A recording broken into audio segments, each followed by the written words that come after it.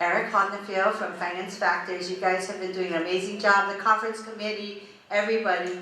Once again, Carol Marks from Bank of Hawaii, 2016, Mortgage Bankers Association of Hawaii President, and so proud to bring to you this annual conference. What is it called? Loan Wars, Return of the Lenders. So let's give it up for all of you for being here so bright and early. Yeah? And I know that you're here because you really want to be present for the opportunity of hearing our wonderful mayor, Kurt Caldwell, who took time out of his super busy schedule. You know, we are always privileged that the mayor will make time for us. He came last year and many times before. And I must say, in my opinion, which I value very highly, he is the hardest working mayor that I know, right? Give him a round of applause. Not just hardworking, he's one of the best looking mayors, I think. No! And the best thing about him, you guys know that he's FBI? From Big Island. Yeah! And my dad is from Hilo, so I like that about her. Everybody from Hilo are super nice, super nice. And the other distinguishing thing is that his wife works at Bank of Hawaii. Not that that makes me biased, because I work at Bank of Hawaii, but his wife, Donna Tanoi, works at Bank of Hawaii. So thank you for also giving your wife the time to do all the work she does for us at the bank. And I won't tell you about the time that I saw you getting through security and the young security guard said, "Oh, okay, Mrs. Tanoi, we gotta get some more pictures up front," but it happens, right? My husband's been called Mr. Nonaka before, so don't feel bad. Anyway, let me tell you a little bit about Mayor Caldwell, which you probably already know, but it's always good to hear it. He was elected the 14th mayor of the city and county of Honolulu and assumed office on January 2nd, 2013. So 3 years already.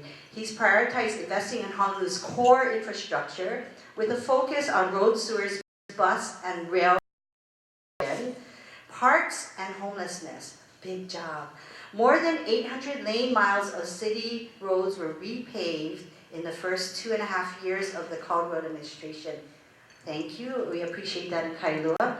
And in the unprecedented feat, bus service, 9 bus routes have been restored, and the city is working on integrating its award-winning bus service with forthcoming rail project. He's also opened Hawaii's first protected bike lane. Don't ask him questions about that. The city has consistently met deadlines for its $4.3 million consent decree with the EPA, which includes projects like Hawaii's first ever gravity flow wastewater tunnel from Kaneohe to Kailua. That's a huge drill that they have going underground. Kind of like, was it in Star Wars that had something like that? Anyway, comfort stations and playgrounds apparatus are being refurbished island-wide, bringing new life to Honolulu's parks. Mayor Caldwell has also taken significant action to address homelessness, including establishing the state's first public hygiene center at Pauakihale and the city's house 115 chronically homeless households in the first year. Caldwell previously served as managing director and acting mayor of the city and county of Honolulu and Hawaii State House of Representatives majority leader. Prior to entering into public service, he was managing partner at the law firm of Ashford and Riston, another attorney, and raised in Hilo. He studied urban planning and economics at Tufts University, earned a MA from the Fletcher School of Law and Diplomacy, and received his law degree from the William S. Richardson School of Law. Go local. He and his wife Donna Tanoi have one daughter, beautiful daughter, Maya, who is currently attending university. So without further ado, please give a very warm welcome to our very good Mayor Caldwell.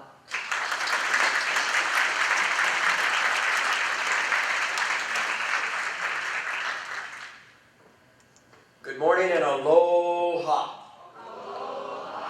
It's good to be here before you again. I think I've come every year I've been mayor, and I used to come here when I was an attorney. A lot of you are my clients, and I still sometimes refer to you as my clients, even though in a bigger sense of the word today. I wanted to talk to you a little bit about my priorities because I believe that they're your priorities. And, you know, you're mortgage bankers, and you're in the business of making loans and securing it with real estate. And the value of that real estate is extremely important to the members that are in this room. And my administration is all about infrastructure, and more infrastructure. Or in the case of rail, above the ground. It's about putting infrastructure on this small island of less than 600 square miles with 1 million people so we live better. You know, I think driving from Waipahu into town, it was sugar all the way to Kalihi. And you look at the development that has occurred since I was born in 1952 and how development continues to go.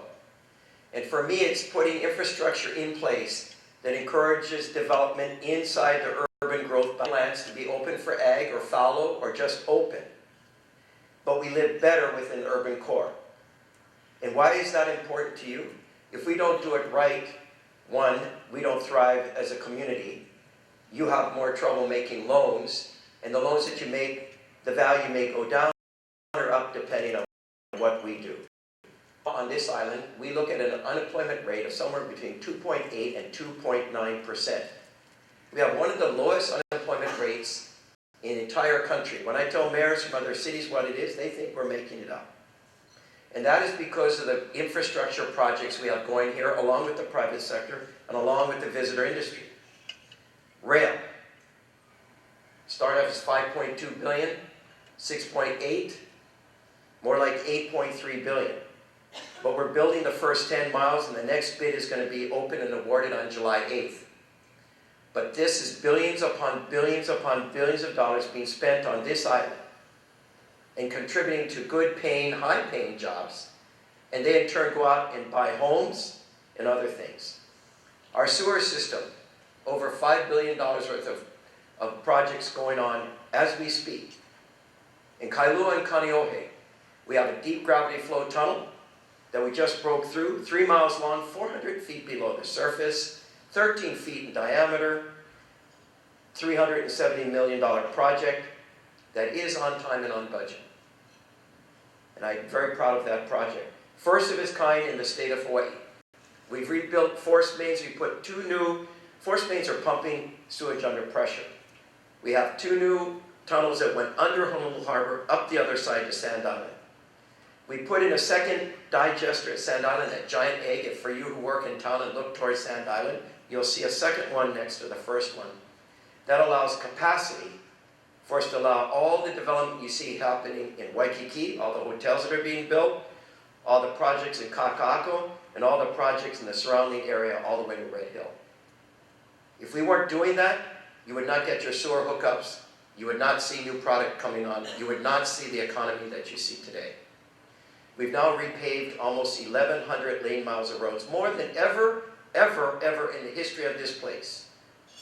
More than the feds, the state, or all the counties. We still have a lot more to do. We have about another 400 lane miles to finish this year and the beginning of next year.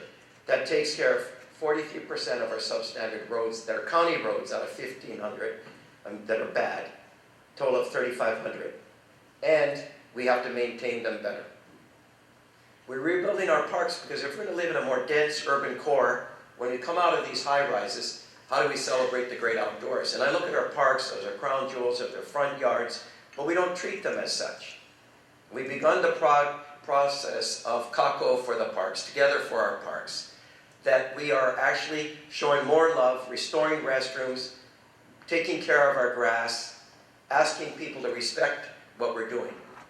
And unfortunately, that message is not getting out there. Because you'll see every other week, someone either burns a restroom down, breaks urinals and toilets, does graffiti.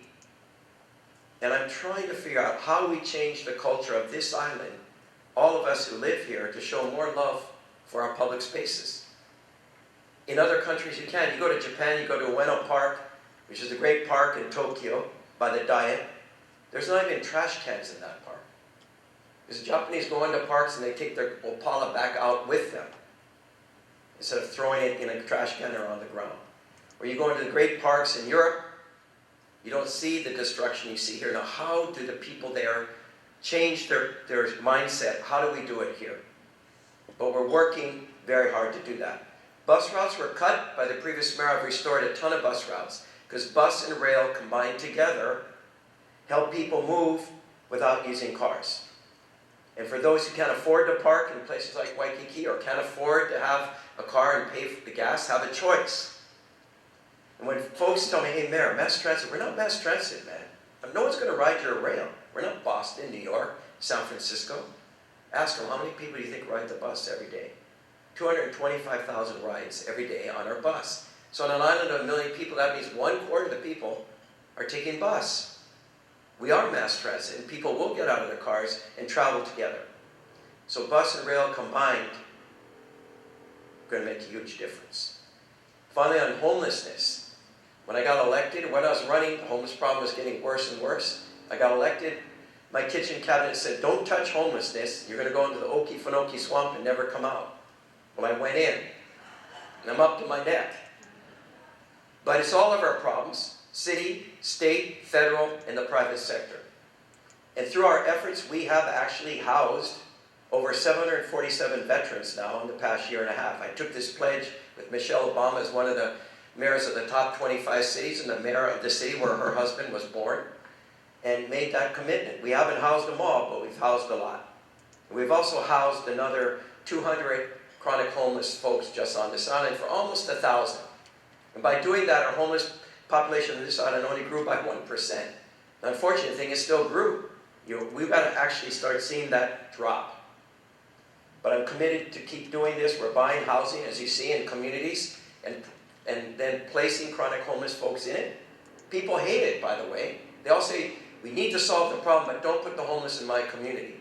And the homeless are going to stay in the communities where you find them. You can't force them somewhere else. But the other thing I'm doing is the tough love part, compassionate disruption. We are enforcing against the homeless under sit-lie, stored property ordinance, sidewalk nuisance. Every single week, we in the city clear somewhere between 3 and 11 tons of stuff every week from the same places where homeless put it. And we take it away, they put it again, sidewalks, parks, those kind of things. And we're not going to stop. We're looking for more ways to ramp up enforcement. Some people get upset with me, but providers have told me that if you make it less convenient for people to be in places where they shouldn't, they will seek shelter. But if you allow them to camp, whether it be in Kaka'ako or a sidewalk in Waikiki or on Nimitz, or think about Thomas Square when I became mayor, or in Hop Park, they will stay there.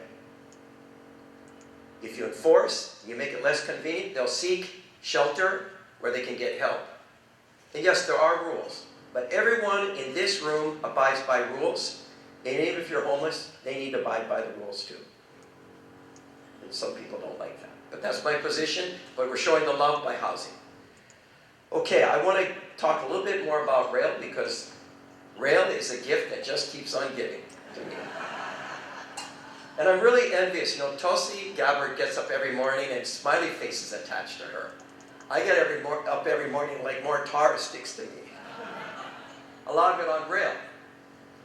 So, here's what happened about 2 weeks ago. I went to Hart, and I said, with the $6.8 billion that we're going to collect from the federal government or from the excise tax, we can build 100% of our project, every station, the maintenance facility, the park and ride parking garage, the H1 and H2 merge, and that gets us to Middle Street.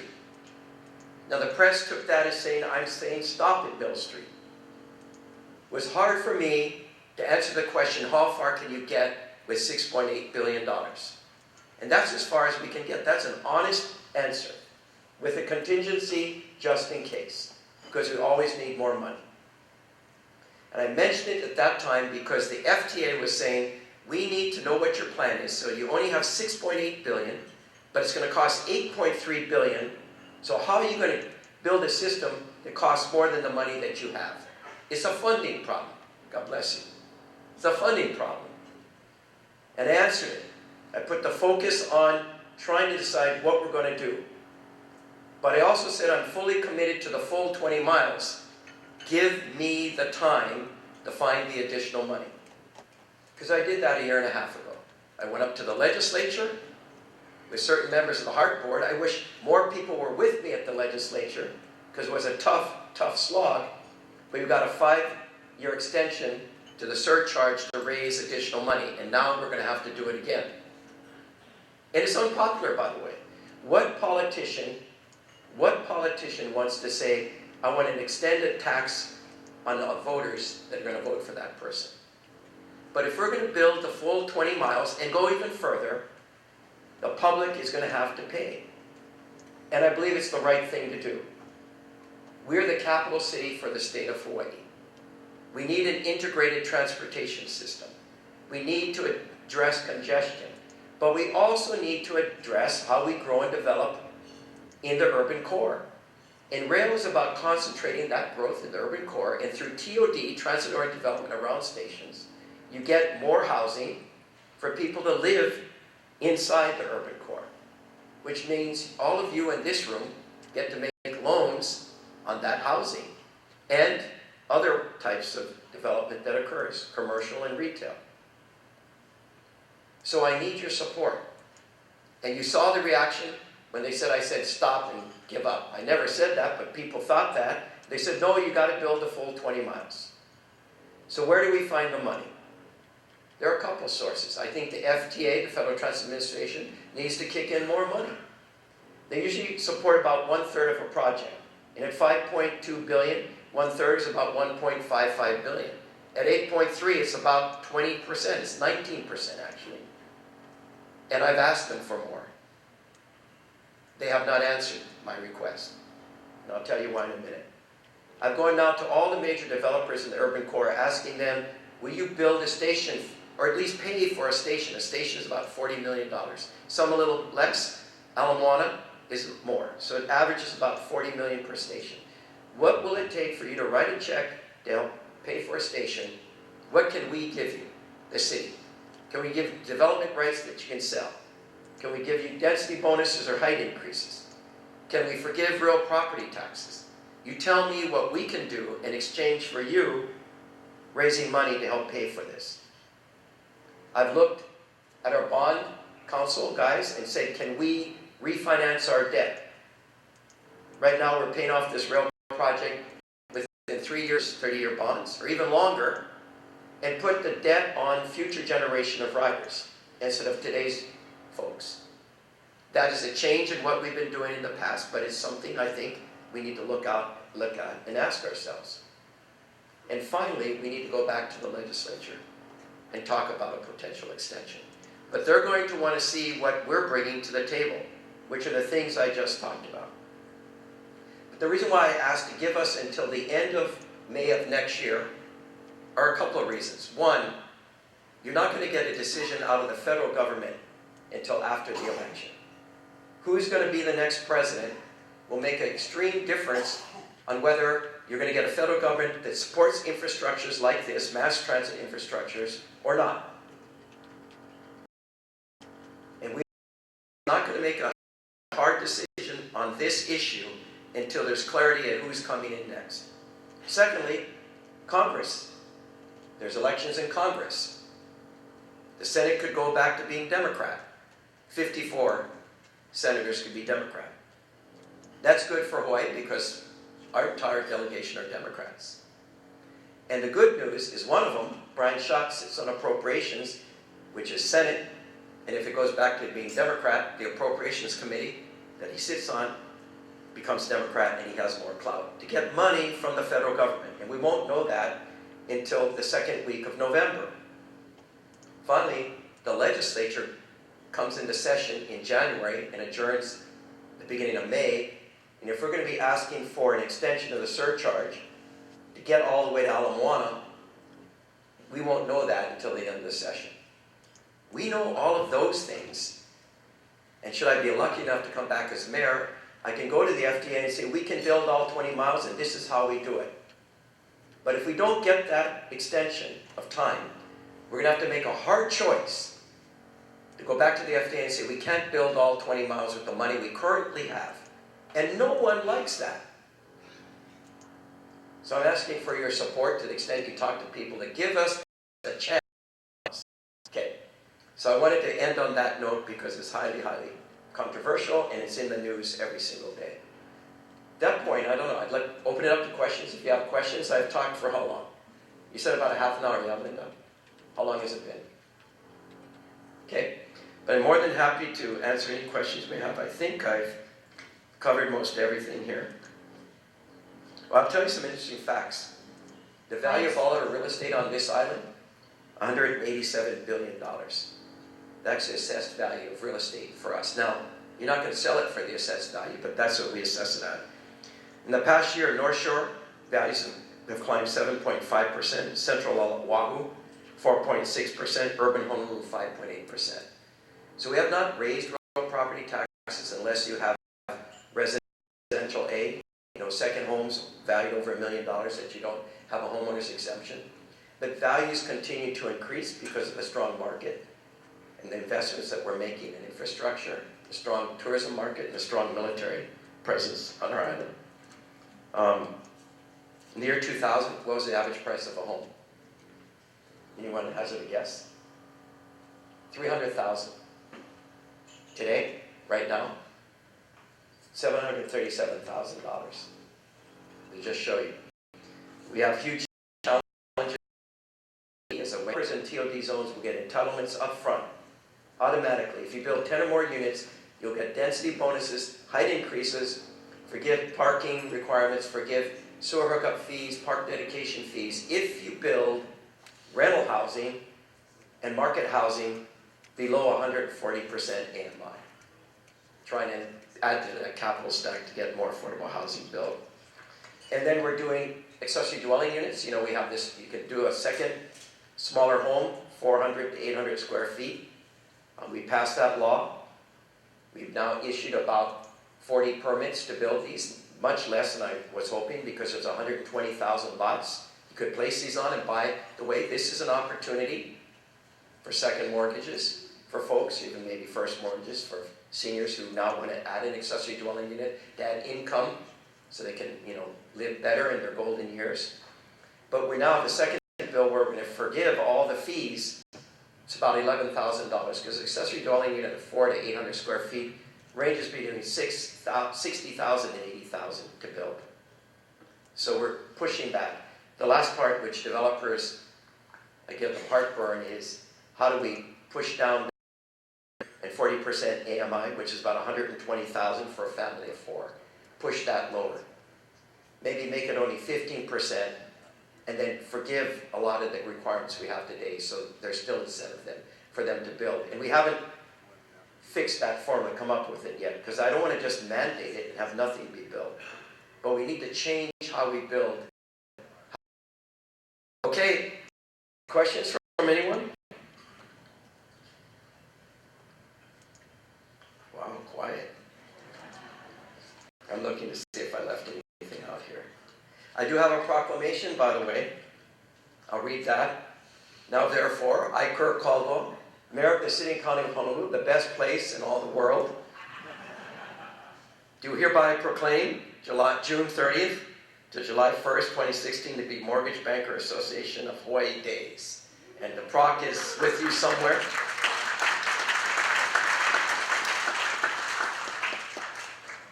So no questions. Connie and Catherine here. There's not that many women in the state. And for the women in the room, you know how that can be. And for us men, we can't pretend that we're so pure that we don't have any chauvinistic instincts in us. You think about it, it's a man's world, right? Men to women, that's a 50. So we try to keep them out. And I'm joking. It's a part, but it's a better place with more women in all parts of our community. Whether it be as a president of the United States, whether it be as a CEO of a major corporation, whether it be in not-for-profits, and these two women are pioneers. They're changing our community. And so there's many women in this room and there's many men. We're a better community because of it. It's good to see them sitting here today. Yes? Mayor, we have a... We were told not to ask you about the bike lane. So, Well, I can't believe she brought it up. What's going on with the bike lane? So the most controversial thing I touched as mayor is the King Street protected bike lane, by far. And why is that? Most everyone drives and very few people ride bikes. And I basically took a lane of parking, moved the parking over one, and took that lane as a protected bike lane. And why did I do it? It's a pilot. It's a 3-year pilot. We're in our 2nd year. I do believe in multimodal transportation. I believe in rail. I believe in bus. I believe in bike. I believe in sidewalks, and I believe in protecting our pedestrians. We hold the record of any major city in the country of killing more seniors in crosswalks than anywhere else. So the bike lane part was, we have beautiful weather year-round. Today is an incredibly beautiful day, and in January it's an incredibly beautiful day. And how do we become a city where we have more opportunity to get out of a car and ride a bike? And many folks are worried about riding bikes with cars. So how do you can paint a lane on the road, but if there's cars in it, it doesn't make a difference. So how do we actually provide a lane for biking that's truly protected, like on King Street? And so we said, let's do a pilot. And let's do King Street people ride.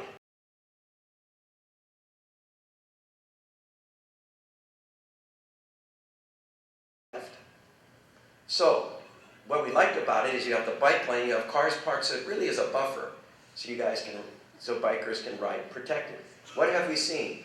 When we opened it up, about 400 people would use it, bikers would use it in a 12-hour period. There's now about 700 people that are using it.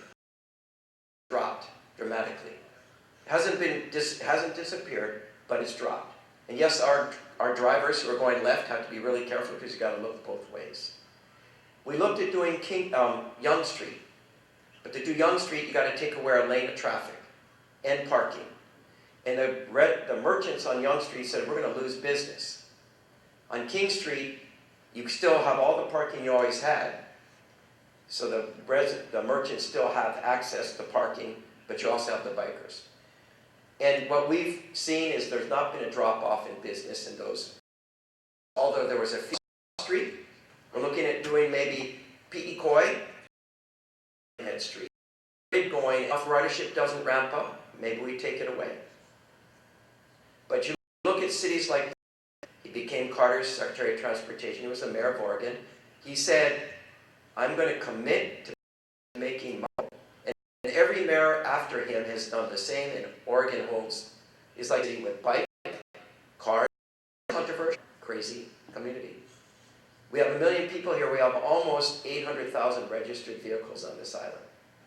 So, but I take a lot of heat for it, and I just ask for your patience. Let's see how it works. Let's see how I refine it. But if it doesn't work, we rip it out. We remain the same.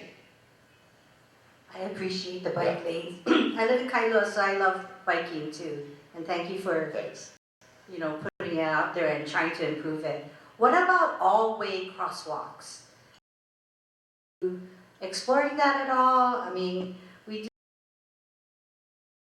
don't realize. I think there's one in Waikiki, which seems to work pretty well. It might be safe as well. What are your thoughts? We actually have 2. They're called barn stands, crossings. And you can cross from all really well in Waikiki. It's reduced congestion for those turning into the Sheraton. You know how it all backs up. It doesn't eliminate it, but it's good because it's easy to turn right or left when no one is crossing at all. So downtown is another one we've explored. We haven't rolled it out. I think it's something that we need to push, and like most things, bureaucracy tends to support status quo. It's something I will continue to push. And it is safer, and it does work. Share here. You know her? And we are going to be rolling out bike share throughout an intensive bike share. You can always always just park it in your bike station and go in and do your business and then rent it to go. It's going really good. No complaints. Here's your chance. Okay, well, for you, I do believe tourism is going to remain strong domestic level. You know, Honolulu ranks as the safest big city in the country in terms of what China is doing. You know, there's a fear after the death of Senator Inouye that other cities are here for their states. And that is happening to some degree. But they also recognize, given the here, that visitor industry strong, you got our infrastructure projects strong. So people have disposable income to borrow money, to make mortgages, and I think that's going to stay the course. You'll see maybe a plateauing off of new construction in the luxury market, because there's only so much of that. You know, Park Lane, they've now sold $700 million worth of.